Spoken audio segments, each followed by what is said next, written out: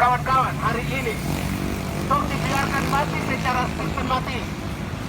Semua hal yang dibuat untuk masyarakat adalah bertujuan untuk menjaga masyarakat itu sendiri. Hari ini orang asli Papua kehilangan tanah. Jika orang Papua mempertahankan tanahnya, maka dia akan dicap sebagai seperti oleh Indonesia. Katanya mau sejahterakan kita orang asli di atas negeri ini, kawan-kawan. Tapi sampai hari ini orang Papua belum memiliki pesawat pribadi. Jangan kalian duduk dan diam.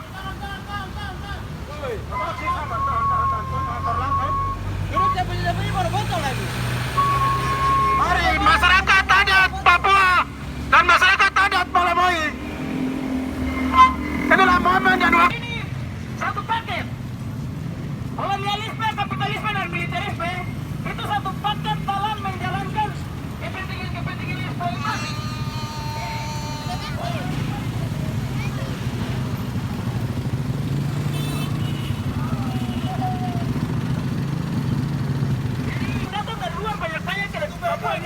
Itu dia tidak mengerti apa-apa.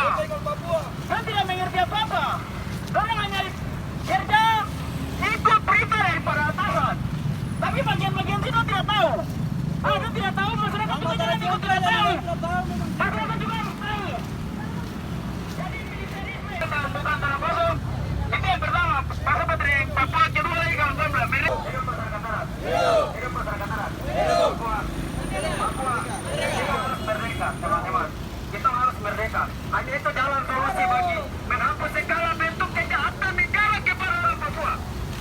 Dengan merdeka, kita bisa bangun kita punya negara sendiri. Dengan kita punya cara sendiri. Tanpa harus kita kasih kotongkan. Lalu dia bilang, kau harus berterima kasih kepada dia bahwa dia kasih dia selamatkan kau. Artinya dia berikan kau kehidupan. Kau kasih kau pakai untuk kau berjalan. Padahal dari awal dasarnya bahwa negara dia dulu goyah, baru dikasih dia goyah. Semua telah dihapus. Semua telah dihapus. Hutan dibabat kasih habis. Air jadi tempat timbulan limbah. Gunung-gunung yang dulu tinggi berubah menjadi tanah datar. Tempat yang dulu subur menjadi tandus. Itulah kejahatan negara kepada orang Papua. Masyarakat adat Papua di atas tanahnya sendiri sepakat. Untuk itu hal-hal ini yang kita mau turun sini baru kita sampaikan bahwa masyarakat adat Papua eksistensi keberadaannya di atas negeri ini itu tidak diakui oleh orang-orang yang tidak tahu datang dari mana, bangsa dari mana yang datang tanpa permisi masuk ke rumah masyarakat adat Papua, lalu menganggap diri bahwa mereka apa orasi kawan-kawan yang sepakat toh? Papua, Papua, Papua, iya. Kita harus memperjuangkan hak menentukan nasib sendiri bagi masyarakat adat itu. Karena fakta hari ini masyarakat adat telah dikepung oleh berbagai macam investasi yang merajalela. Sekarang hadir untuk kepentingan betul. Kapitalis, sepakat? Sepakat? Ya, itu harus betul bawa. Negara selalu bangun narasi pembangunan di Papua. Pembangunan itu membantu. Pembangunan apa? Fasilitas-fasilitas kayak apa itu adalah masyarakat adat. Sayangnya beberapa itu jual dulu untuk jadi anggota. Betul. Jadi dari dulu kita diajar untuk jadi TNI Polri, jadi ASN, itu tidak gratis. Tanah-tanah adat dirampas untuk kawasan pendidikan. Orang tua disuruh tukar jual tanah supaya anak bisa sekolah. Itu adalah cara-cara kolonial merampas tanah-tanah adat masyarakat adat. Jadi kita diajar dibilang bodoh, katanya harus sekolah. Makanya leluhur kami, tua-tua kami yang sudah mendahului kami, mereka tinggal di atas derita. Mereka tinggal di atas derita dari tahun 61 hingga saat ini 2024 tahun. Saya sedih kawan-kawan. Saya benar-benar sedih kawan-kawan. Tinggal di atas derita sampai hari ini mereka meninggal kawan-kawan. Tidak susah berjalan, mau seperti pejuang-pejuang kita yang sudah Papua, Papua, Papua. Baik, terima kasih kawan-kawan. Mungkin proses senjata besok kembalikan ini.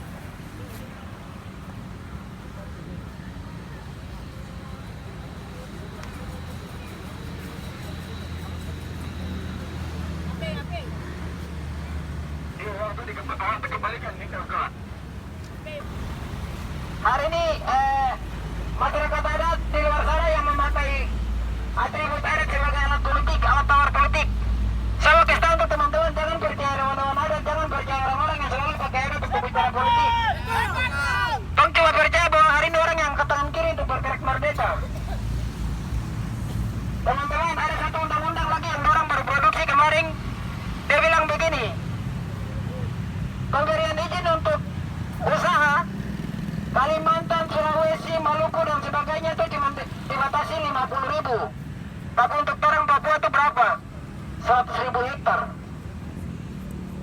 Itu aturan hukum yang menurut saya rasis. Bahwa negara sedang melihat Papua itu tidak ada orang, cuma ada manusia apa? Tanah, emas dan segala macam.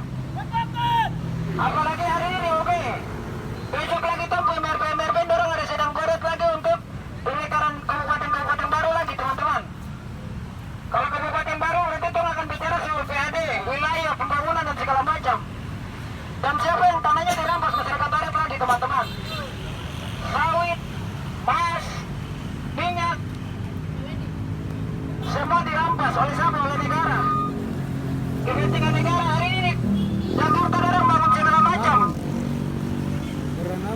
Dan juga ada terlalu anak-anak Papua yang hari ini sebagai pejabat jual torang. Jual torang untuk apa? Untuk dorong jabatan hari ini.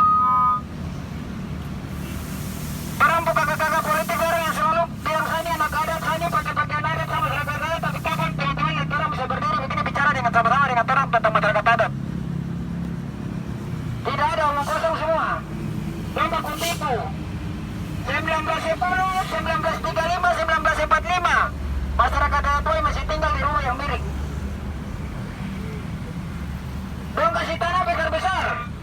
Kasih tanah untuk pembangunan kota, kabupaten, provinsi, besok kabupaten Manamui lagi dong bilang, kabupaten Maibrat lagi, kabupaten apa lagi, Raja Ampat Kepulauan.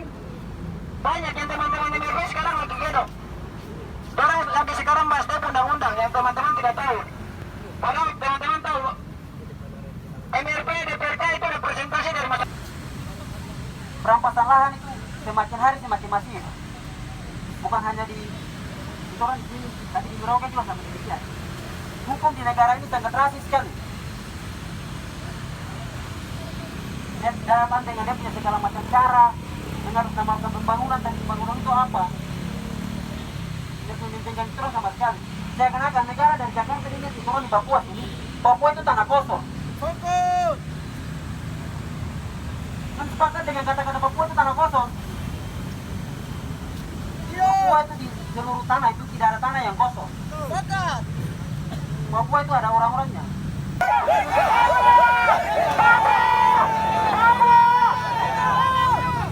Ya.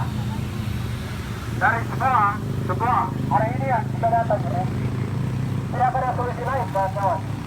Tadi sudah dijelaskan, sudah disampaikan oleh semua kawan-kawan bahwa itu sudah.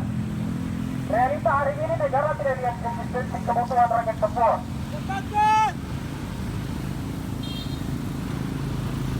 Kawan-kawan, tidak ada kata lain yang saya mau bilang di sini. Cuma ada satu, sampai dia melawan. Hidup! Hidup laki-laki Papua yang melawan. Hidup! Hidup masyarakat adat Papua yang melawan. Hidup! Ya baik, terima kasih. Kita harus lawan sampai Papua merdeka. Amin. Karena kita hidup dengan negara ini, tidak ada kebahagiaan. Tidak ada kebahagiaan bersama negara ini. Penjajahan secara terstruktur. Mulai dari pendidikan, infrastruktur, bahkan segalanya, semua itu dijajah.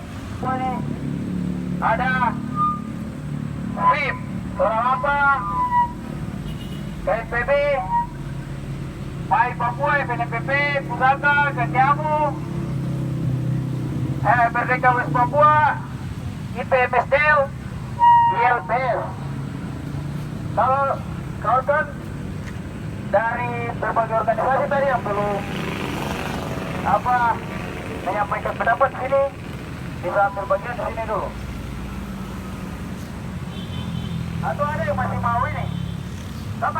Masih mau berorasi atau kita akhiri? Detail. Masuk. Jangan polisi, kalau polisi kan kita suka kasih pemberitahuan, jadi dong datang sini. Hanya pengawal. Jadi yang tidak masuk di tali komando berarti itu intel ya. Bukan bagian dari orang kita. Iya. Jadi itu. Itu pekerja-kerja tuh seperti begitu. Tidak ada yang undang Dora. Siapa yang undang Dora datang di sini? Tidak ada yang undang Dora. Sama halnya dengan satu tujuan. Satu tujuan. Satu komando. Teman-teman yang di luar boleh masuk. Boleh masuk tengah. Yang untuk hari ini datang boleh masuk tengah. Orang di luar berarti itu intelijen.